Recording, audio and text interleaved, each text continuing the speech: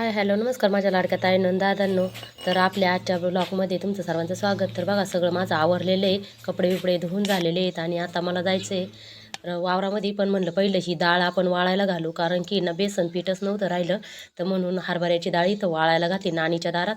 आणि अण्णाला म्हणलं लक्ष ठेवा शाळांच्या वर पण आणि पावसावर पण, कारण आली का कडक मस्त पातळ वाळू घातली, कडक मस्त वाळण म्हणून मग. आणि मग संध्याकाळी दळता येईल.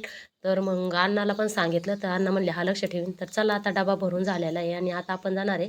पण मधीच म्हणलं चला आमच्या पेरूचे लय पेरू पिकले होते, म्हणून मी तो 2-4 पेरू पण तोडले. बघा इकडं आले मग वावरामध्ये, बघा किती लावाळा आहे. आणि दुपारची वेळ झाली आता. बघा मी बसले आहे जेवायला.